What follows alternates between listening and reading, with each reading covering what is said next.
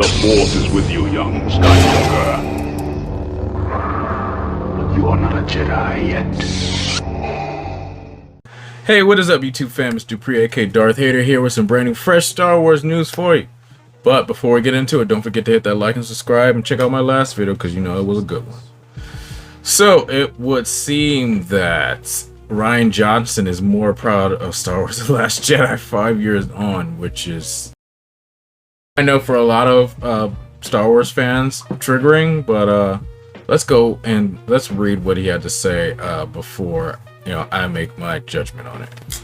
And this one comes from us by Empire Magazine. I guess they did like a whole exclusive for him. So it goes on to say, if there's a line of dialogue in Star Wars Episode 8, The Last Jedi, that feels particularly apt, it's one spoken by Luke Skywalker. This is not going to go the way you think. Writer-director Rian Johnson's middle chapter in the Star Wars sequel trilogy was a rich, adventurous, mythical tale, continuing the stories of Rey, Kylo Ren, Finn, and Poe Dameron.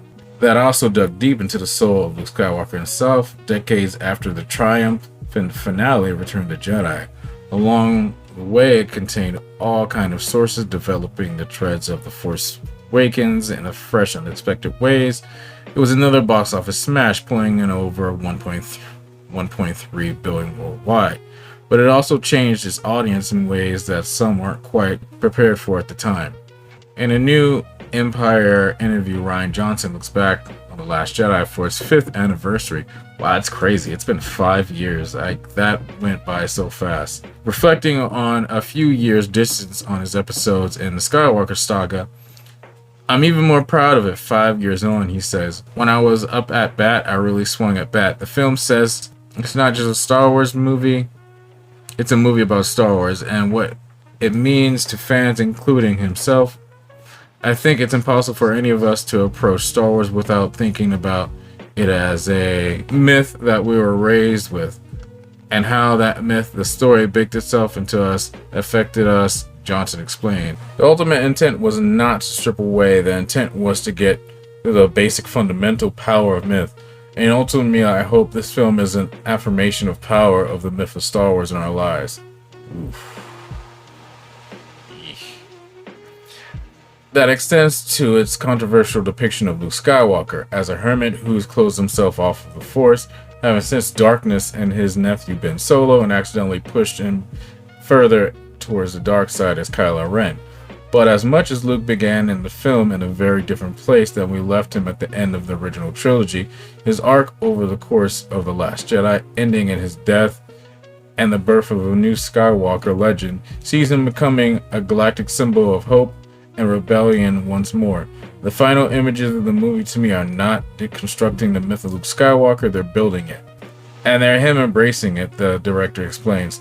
They're him absolutely defining the notion of throw away the past and embracing what matters, what actually matters about his myth and what's going to inspire the next generation. So for me, the process of stripping away is always in the greatest of getting to something essential that really matters. Something essential that really matters, he could be describing The Last Jedi itself. Read Empire's full interview, Rian Johnson. Okay, so this is just a little bit. It's not the whole thing.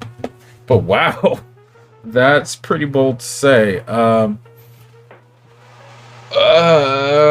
Okay, so honestly, you guys know how I stand with the sequel trilogy, Force Awakens, Last Jedi, and Rise of Skywalker. I don't hate the sequel trilogy. Was it catered towards me? No, not really. Especially The Last Jedi. I don't hate that film. There's a lot of choices, obviously, I'm not okay with. I can see, other people's, hate or whatever for it and their opinions. Mine is of the fact, like I said, it wasn't really for me. Honestly, I don't view this as what George Lucas would have wanted to do with his characters. I don't feel like just the fact that he said all this with how myth and everything of the Star Wars is viewed with us, I don't think he's correct. This is a movie made by fans. Force Awakens, Last Jedi, and Rise of Skywalker were made by fans. They're not from the mind of the original creator himself. George writes and directs movies for himself. He writes movies for the fans and everything, obviously, but he makes these movies of what that come from the stories in his head, and all these movies are just interpretations of that. Just what he said about the arc, and like at the end, like, you know, yeah, he came to conclusion of like Luke finally understood his own myth, his own legend. But man, I'm trying to be nice with this one because, like I said, I'm a positive person. I'm a positive Star Wars fan. It's just some of these things he is saying right here about how he handled Luke Skywalker in that movie. It's just, you know, rubbing me the wrong way in a little bit. But this part right here where he says, I'm deconstructing the myth of Luke Skywalker and then building it up. It's like, yeah, there's no reason to deconstruct it. Like, there's no... the only myth is that the fact that Luke Skywalker killed Emperor Palpatine and Darth Vader. Luke Skywalker walks through those doors with Darth Vader and then walks out, you know, by himself, or basically dragging a dying Darth Vader. And that's all the galaxy knows.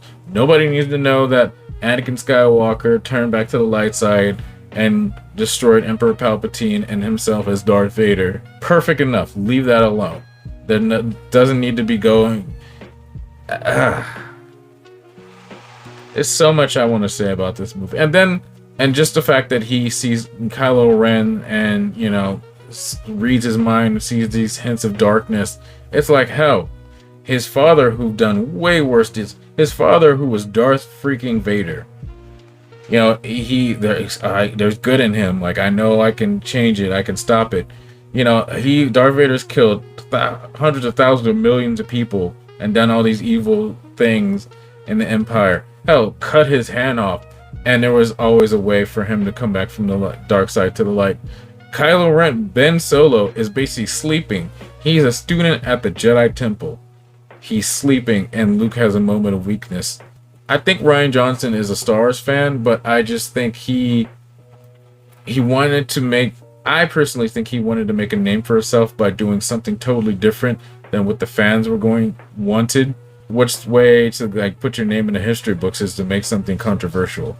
And he's been pretty outspoken, you know, over the past 5 years about, like, you know, I like this film. I love this film. I made this film. I don't care what anybody else thinks. This is a Star Wars movie I wanted to make, which goes against the grain, and he succeeded. You have the camp that love this movie, you have the camp that hate this movie, then you have people kind of few in between like me, and in the middle, just like, I don't love it, but I don't hate it. But then again, you know, I'm a huge mega Star Wars fan. Any Star Wars to me, any new Star Wars, I'm automatically gonna love. Like, I can find parts of this movie that I love, and then there's a lot that I'm just like, wow, 5 years on, it's interesting to say. I personally want to know how this movie is gonna be viewed 10 to maybe 20 years later down the line. Because if you guys don't remember, you know, when the prequels came out, they weren't necessarily loved like they are like now. Like, when Empire Strikes Back came out, that movie was just like, ugh, like, people didn't know how to feel. People were just shocked because their favorite characters lost. And now we have this. You know, who knows? 10, 20 years, we could all be changing a different tune with whatever Disney and Lucasfilm come out with next. Because it seems like, okay, you get the originals that are up here, like God status, then you get the prequels who are right here. They were, you know, people dumped on them, but now they're, you know, beloved. And then you have the sequel trilogy, people still like back and forth dumping on whatever. Whatever movies come out next, I'm hoping they're good, obviously, because I want them to make the last set of movies look better, which has been the trend. But who knows? Time will only tell. But anyway, guys, let me know what you guys thought about this quick little interview from Rian Johnson. Obviously, this isn't the full interview. You'll have to buy or subscribe to Empire Magazine for that, which I'm not going to do because I do not need, you know, a whole subscription to that. No, thank you. But anyway, let me know what you guys think about this and the thoughts down below. As always, if you guys like this video, please hit that like and subscribe button. Don't forget to hit the bell too. And yeah, I'll catch you guys in the next one. Thanks for watching. May the Force be with you. Bye.